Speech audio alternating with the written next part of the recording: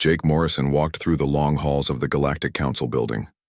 His boots made soft sounds on the crystal floor.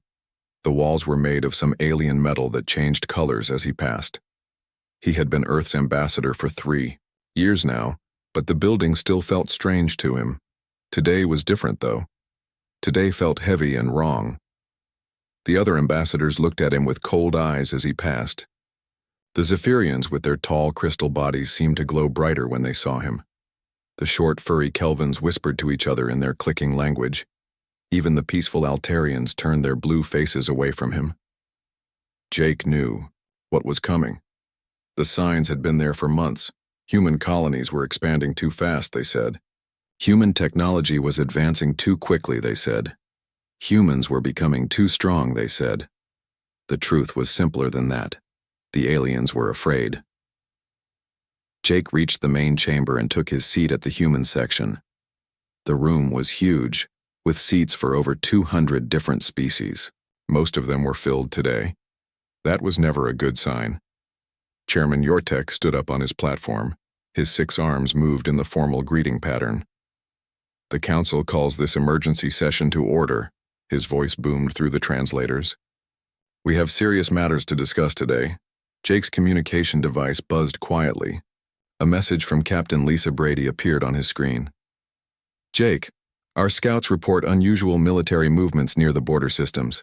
Something big is happening. He typed back quickly. I know. Stay ready.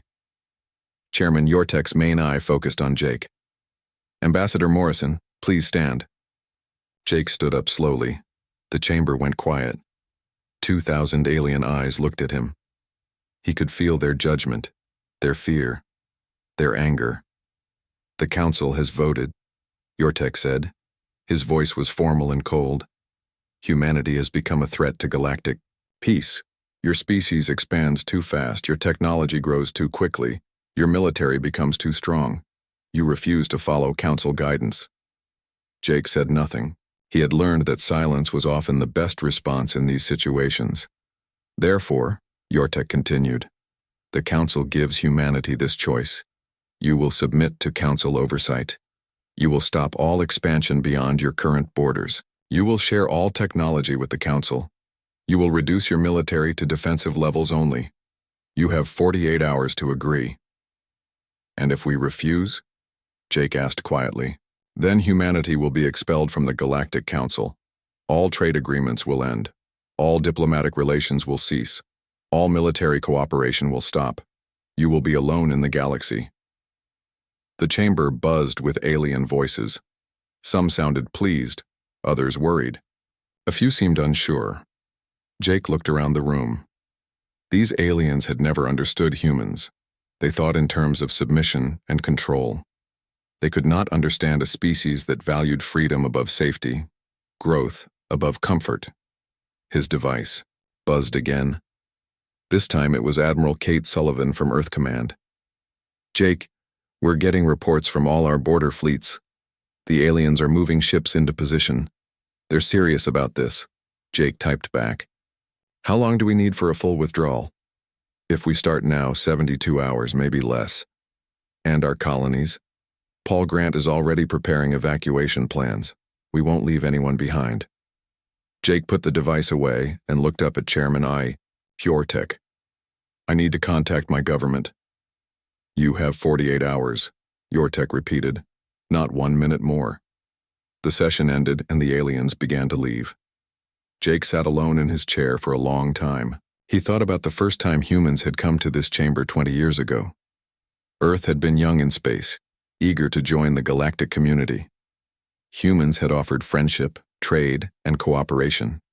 The aliens had accepted, but only because humans seemed weak then. They had expected humans to stay quiet, stay small, stay grateful for being allowed to exist among the great galactic powers. They had been wrong. In 20 years, humans had built more colonies than most species managed.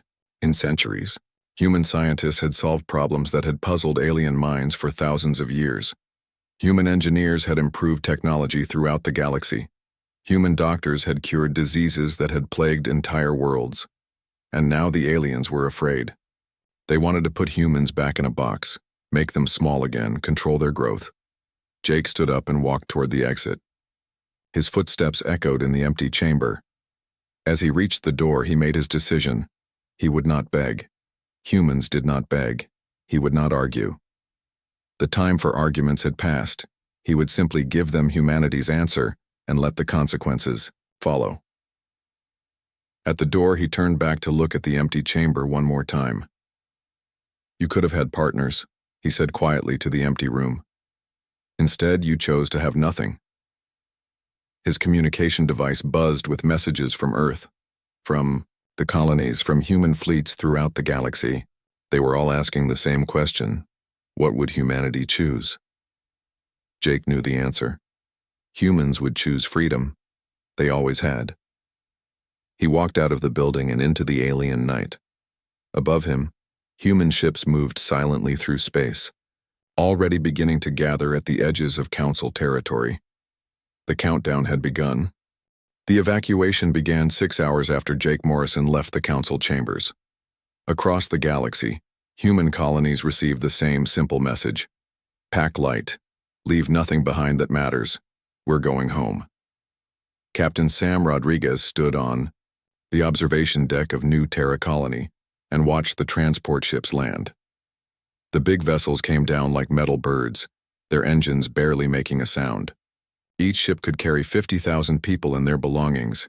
It would take 47 ships to evacuate New Terra completely. Sir, the farmers are asking about their crops, said Lieutenant Ben Parker. The harvest season just started. They don't want to leave the food behind. Sam looked out at the golden fields that stretched to the horizon. New Terra fed 12 different worlds with its grain. Without these crops, billions of aliens would face hunger in the coming months. Tell them to take what they can carry, Sam said quietly. Nothing more. But sir, the waste is not our problem anymore, Sam finished. We offered to share. They chose to throw us out instead. On the medical station orbiting Kepler 442b, Dr. Amy Watson was packing her research, data into secure containers. Her team had been working on cures for 3 different alien diseases.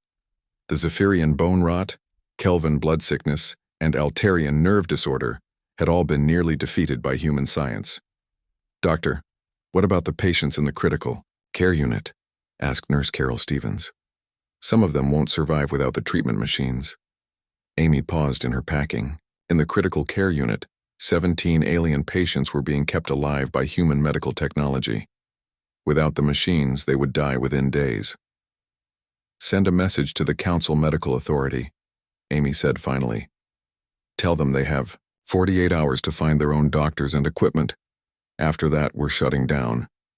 Doctor, that's basically a death sentence for some of them. So was exiling humanity, Amy replied. They made their choice. Now they live with it. Chief Engineer Rick Thompson was working in the power core of Station Alpha 7, the main trade hub for the Outer Rim systems. The massive fusion reactors that powered the station had been built by humans and maintained by human crews for 15 years. Rick, the aliens are asking if we can train their people to run the reactors before we leave, said his assistant, Mike Collins. Rick looked up from the control panel he was removing. The panel contained the quantum processors that regulated the fusion reaction. Without it, the reactors would shut down automatically in 72 hours. Tell them no, Rick said. They want us gone, we go. They want our knowledge gone too, apparently. But the station will lose power. 20 million aliens live here. Then they should have thought about that before they voted to expel us. Rick carefully placed the control panel in a sealed container. Besides, we offered to teach them this technology years ago. They said human science was too primitive to bother learning. Throughout the galaxy, the same scene played out on thousands of worlds and stations. Human doctors packed up their equipment and sealed their research. Human engineers removed critical components from power plants, water systems, and communication networks. Human farmers harvested what they could and left the rest to rot. Human teachers closed their schools and took their lesson plans with them. The Kiwar aliens watched in growing confusion. They had expected anger, threats, maybe even violence. Instead, they got cold efficiency and complete silence.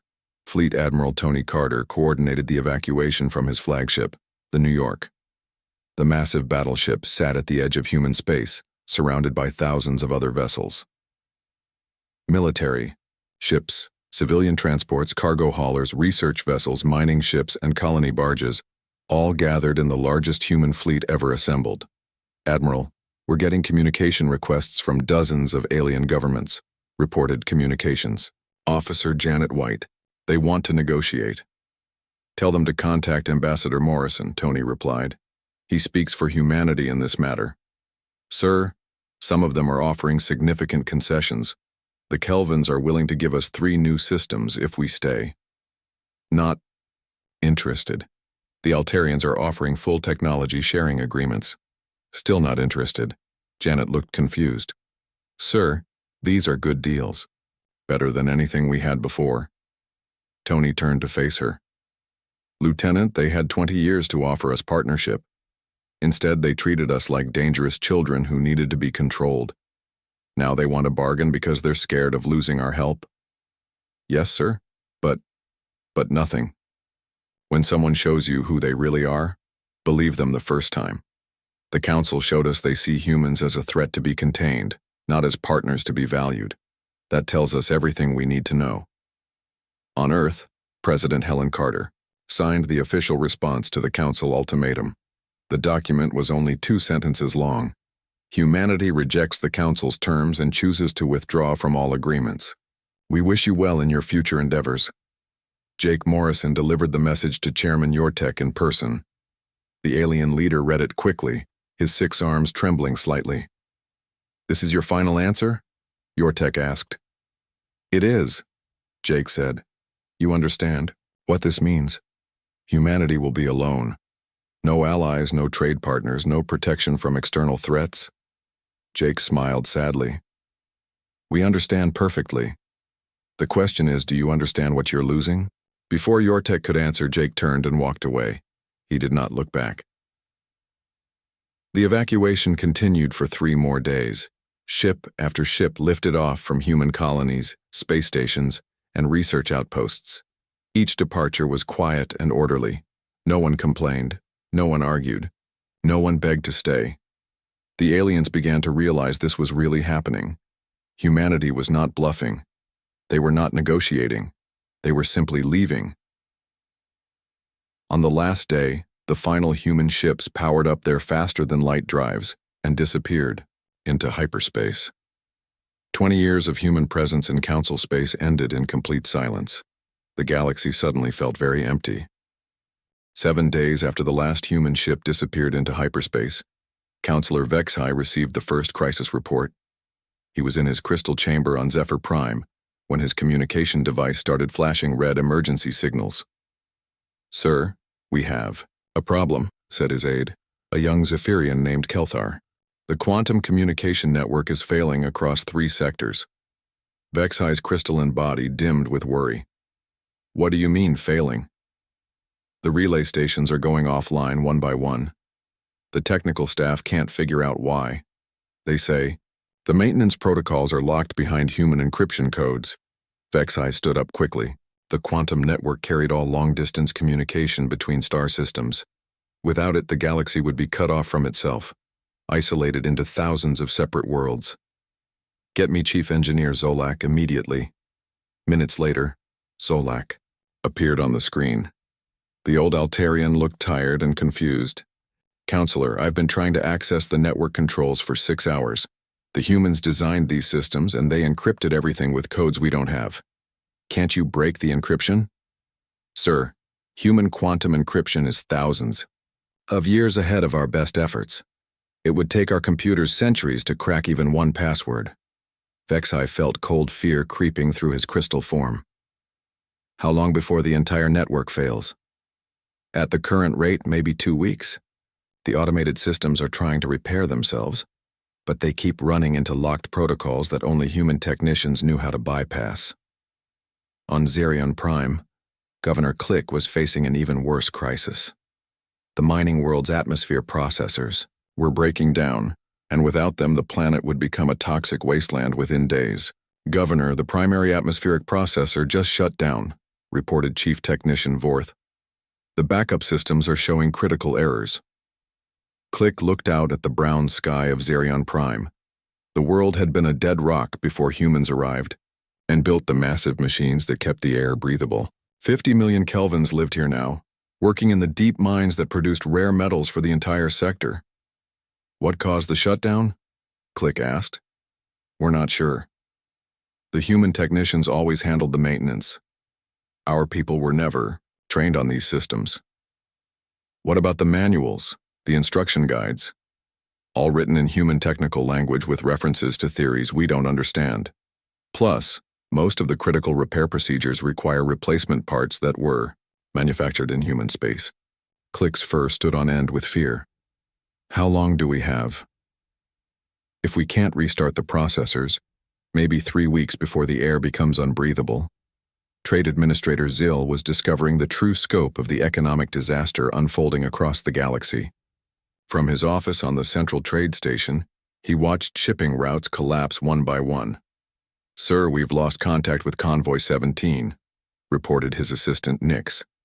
That's the 4th convoy this week that's failed to arrive on schedule. Zale pulled up the galactic trade map on his screen. Red markers showed failed deliveries, delayed shipments, and broken supply lines. The pattern was becoming clear and terrifying. Nix, how many shipping companies in the galaxy are human-owned or operated? Checking the records now, sir. Nix worked at his console for several minutes. Sir, this can't be right. According to the database, human companies handle 67% of all intersystem shipping. That's impossible. No, sir, it's accurate. Humans were just better at logistics than everyone else. Their ships were faster, their crews more efficient, their scheduling systems more reliable. Most alien companies couldn't compete, so they focused on local trade instead. Zyle stared at the numbers in horror. 2/3 of galactic trade had just disappeared overnight. Entire civilizations that depended on imported food, medicine, and technology were now cut off from their suppliers. General Thokmar was reviewing military reports when he discovered perhaps the most frightening truth of all. The Council's military forces were not as strong as everyone believed. General, I've completed the analysis you requested, said Colonel Brint, his intelligence officer. The results are disturbing. Show me. Brint activated the holographic display. It showed the defensive capabilities of all Council member worlds. Sir, human tactical advisors have been embedded in our command structure for 15 years. They provided strategic planning, weapons technology, training programs, and intelligence analysis. I know that. What's the problem? Sir, without human input, our military effectiveness drops by approximately 70%. Human innovations in warfare technology gave us advantages we didn't even realize we had. Thokmar's 4 eyes widened. 70%? Yes, sir. Human shield generators, targeting systems, engine designs, armor improvements, tactical software, communication encryption, and battle strategy protocols were integrated into our forces so completely that we can't function without them. What about threats from outside Council space? Sir, there are reports of increased activity from the Void Hunters beyond the Rim. Without human early warning systems and defensive technology, we might not be able to detect or stop an invasion force. The crisis reports kept coming in. On Station Alpha 7, the fusion reactors finally shut down completely, plunging 20 million aliens into darkness. Emergency power would last maybe a week. On New Terra, the abandoned crops began to rot in the fields. Food prices across 12 worlds started rising rapidly as shortages became apparent. In the Kepler system, 3 alien patients died when life support systems failed. The remaining patients were transferred to alien hospitals that lacked the advanced equipment needed to treat their conditions. Chairman Yortek called an emergency council session. The Great Chamber was fuller than usual, with representatives from worlds that rarely attended regular meetings. Fear had brought them together. The situation is worse than we anticipated, Yortek announced. Humanity's departure has created cascading failures throughout our civilization. Councillor Vexhai stood up. Chairman, perhaps we should consider reaching out to the humans, offer them better terms to return. We tried that, Yortek replied, Our ambassadors sent messages to known human colonies. The messages were returned undelivered. It appears humanity has changed all their communication frequencies and codes. What about our trade partners who still have contact with human worlds? There are none. Humanity has completely severed all connections with council space. They've disappeared as if they never existed. The chamber fell silent as the truth sank in. They had not just expelled humanity from the council, they had expelled themselves from humanity's future. In the growing darkness of failed space stations, in the silence of broken communication networks, in the hunger of worlds without food shipments, the galaxy was learning a harsh lesson about the value of what they had thrown away. The first cracks in their civilization were spreading, and there was no one left who knew how to repair them. 3 weeks after humanity's departure, the Galactic Council was drowning in crisis reports. Chairman Yortek had not slept in days. His 6 arms moved constantly as he tried to manage disasters across hundreds of worlds. "Sir, we have another situation," said his chief aide Morvek. "The research teams trying to reverse engineer human technology have failed completely." Yortek looked up from the reports covering his desk. "What do you mean, failed?" "They can't figure out how any of it works. The humans were very thorough when they left. Every critical component was either removed or somehow made useless. On the science station orbiting Altair Beta, Dr. Zelthara stared at the pieces of a human fusion reactor spread across her laboratory table. She had been trying for weeks to understand how the device worked, but every attempt ended in frustration. "The quantum field generators are completely dead," she told her assistant, Dr. Corvin. "Whatever the humans did to them before they left, they made sure we couldn't restart them." "What about the computer cores?" "Wiped clean. Not just deleted, but somehow the storage crystals themselves have been altered at the molecular level. It's like the information was never there." Dr. Zelthara picked up a piece of the reactor housing. It looked simple enough, just metal and crystal components arranged in a specific pattern, but when her team tried to build a copy, it didn't work. Something was missing, some crucial understanding that only humans possessed. "Dr. Zelthara," said another researcher from across the lab, "we found something interesting in the medical equipment." She walked over to where Dr. Naylan was examining a human surgical device. The machine was designed to repair damaged organs at the cellular level. "What did you find?" "Look at this component here." Naylan pointed to a small crystal inside the device. "It appears to be a standard quantum processor, but when we try to scan it, we get impossible readings." "Impossible how?" "The crystal seems to exist in multiple quantum states simultaneously. Our instruments say it's both active and inactive, both damaged and perfect, both present and absent. It's like human technology operates on principles of physics we don't understand." Similar scenes played out across the galaxy as alien scientists struggled with human technology they couldn't comprehend. The devices looked simple but contained layers of complexity that defied understanding. Ambassador Quinn of the Altarian Republic decided to take direct action. Against council orders, he assembled a small diplomatic team and traveled to the edge of what had been human space. "Sir, we're approaching the coordinates of the former human colony of Beta Centauri," reported his pilot. "But I'm not detecting any signs of civilization." Quinn looked out at the empty space where a thriving human world had been just a month ago. "Are you sure this is the right location?" "Positive, sir. According to our star charts, there should be a colony of 3 million humans here." "Then where are they?" The pilot ran another scan. "Sir, I'm detecting something strange. There are traces of massive gravitational disturbances, like something very large moved through this area recently." "How large?" "Bigger than anything in our records, sir. The energy signatures suggest they moved an entire planet." Quinn felt a chill run through his blue skin. "They moved their planet?" Before his pilot could answer, proximity alarms began sounding. A single human ship appeared from nowhere, materializing right in front of them like a ghost. "Unknown vessel, this is Captain Lisa Brady of the human fleet," came a voice over the communicator. "You are in restricted space. State your business." Quinn activated his own communicator. "Captain Brady, this is Ambassador Quinn of the Altarian Republic. I come seeking dialogue with humanity." There was a long pause before the response came.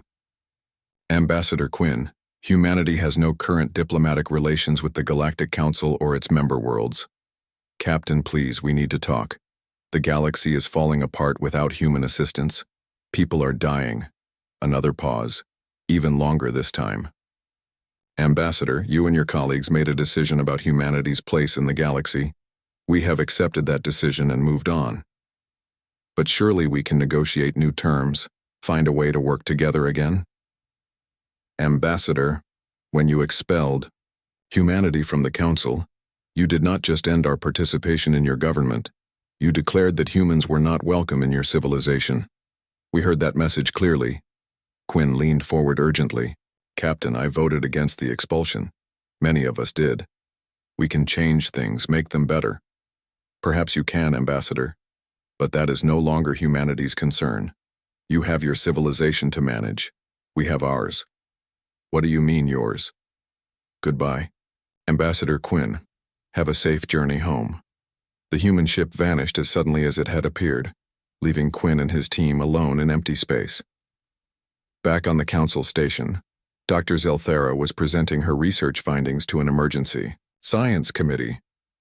The news was worse than anyone had imagined.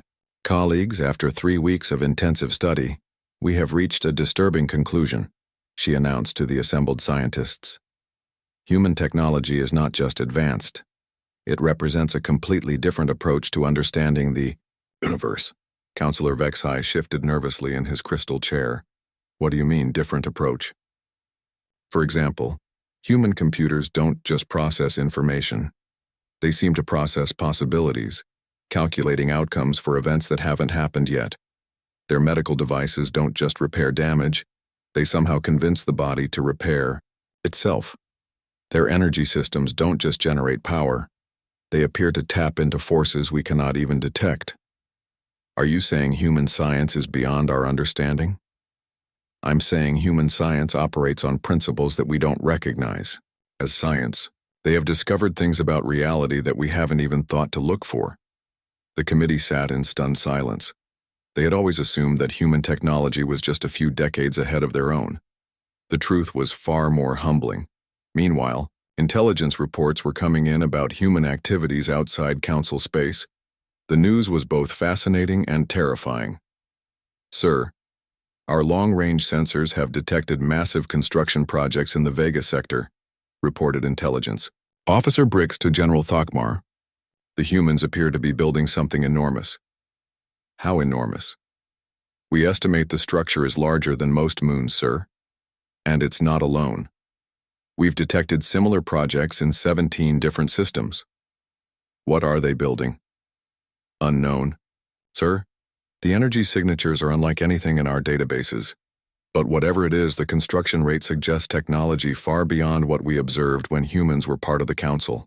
General Thokmar stared at the intelligence reports. Are you suggesting they were holding back when they lived among us? Sir, it appears that everything we knew about human capabilities was just what they chose to show us. The implications were staggering.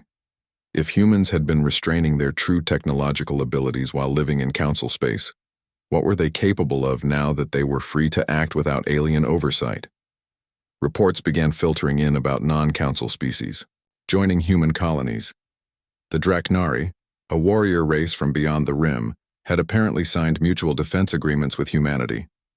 The Etherians, energy beings who had never communicated with physical species before, were now working alongside human scientists.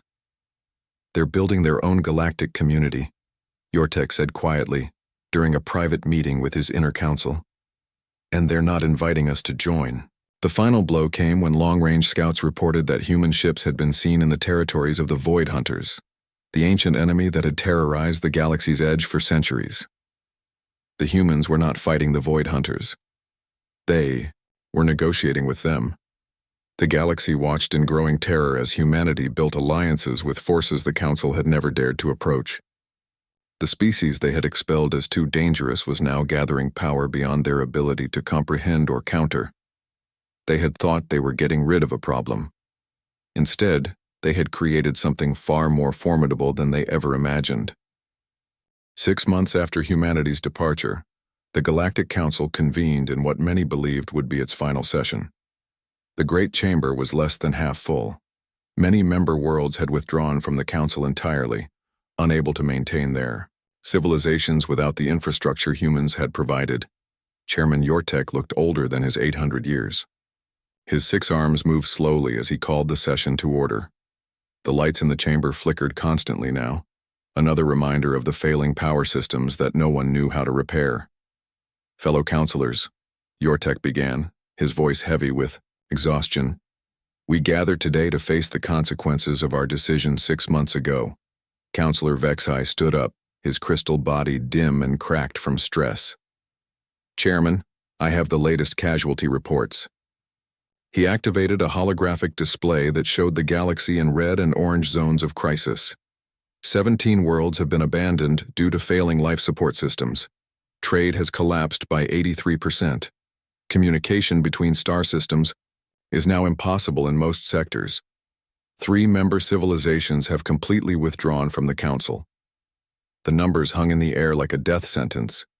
Yortek closed his eyes, remembering how different the chamber had felt just months ago when it was full of proud alien representatives convinced of their own superiority. And our attempts to contact humanity? Yortek asked, though he already knew the answer. Complete failure, sir. We have no way to reach them. They have vanished completely from our sensors and communication networks. What the Council didn't know was that humanity was very much present, just beyond their ability to detect. Human ships regularly monitored Council space, invisible to alien sensors thanks to technology that made their vessels exist slightly outside normal space-time. Captain Lisa Brady stood on the bridge of her ship, watching a live feed from the Council chambers. Her crew gathered around her listening to the aliens discuss their failing civilization. Captain, shouldn't we help them? Asked Lieutenant Gary Cole, her communications officer. People are dying down there. Lisa considered the question carefully. Gary, when someone points a weapon at you and orders you to submit or leave, what do they become? An enemy, ma'am. And when that same someone realizes they need you desperately and asks you to come back? Gary thought for a moment. They become someone who will point that weapon at you again the moment they feel safe. Exactly. Lisa turned back to watch the Council session. They didn't expel us because we were actually dangerous. They expelled us because they were afraid of becoming irrelevant. That fear hasn't changed. On Earth, President Helen Carter was reading intelligence reports about the chaos in Council space. Her advisors were divided about whether humanity should offer assistance. Madam President, said Secretary of State Robert Kim, we're receiving desperate pleas for help through third-party channels. They're offering us everything we wanted and more, such as full membership in an expanded council with veto power over all decisions, exclusive technology sharing agreements, priority access to their resources. Basically, they want to give us control of their entire civilization in exchange for our help. President Carter looked out the window of her office at the bustling city beyond. 6 months ago, many humans had been scattered across the galaxy, living as minorities on alien worlds. Now they were all home, working together to build something unprecedented in galactic history. Robert, what do you think they would do if we fixed their problems for them? They'd be grateful at first. And after that? Robert sighed. They'd resent us for saving them. They'd work to reduce our influence, and eventually they'd try to expel us again. My thoughts exactly. Meanwhile, the intelligence reports continued to paint a picture of humanity that would have shocked the Council if they could access them. Human colonies had not just survived their exodus from Council space, they had thrived beyond all expectations. Admiral Tony Carter reviewed the latest construction reports from the Vega project. How many new worlds are online this month, Janet? 47, sir, replied his aide. The terraforming process is ahead of schedule. We'll have over 300 habitable worlds by year's end. And our new allies? The Draknari have formally joined the Human Alliance. The Etherians are sharing energy manipulation technology. Even the Void Hunters have agreed to peaceful coexistence in exchange for our help with their Dyson Sphere project. Tony smiled. The galaxy was much larger than Council space, and humanity was discovering that most species were far more reasonable than the Council members had been. Back in the Council chambers, a new crisis was unfolding. Long-range sensors had detected massive fleets moving through space beyond the galaxy's rim. The devourers, an ancient enemy that consumed entire star systems, were returning after a 1,000-year absence. How long before they reach Council space? Yortek asked General Thokmar. 2 months, maybe 3. And sir, without human defensive technology, we have no way to stop them. The chamber fell into panic. The devourers had been defeated a millennium ago only through the combined efforts of every species in the galaxy. Now, with their civilization crumbling and no allies beyond their borders, the Council worlds were helpless. Chairman, called out Ambassador Tillich of the Kelvin Republic, we must contact humanity immediately.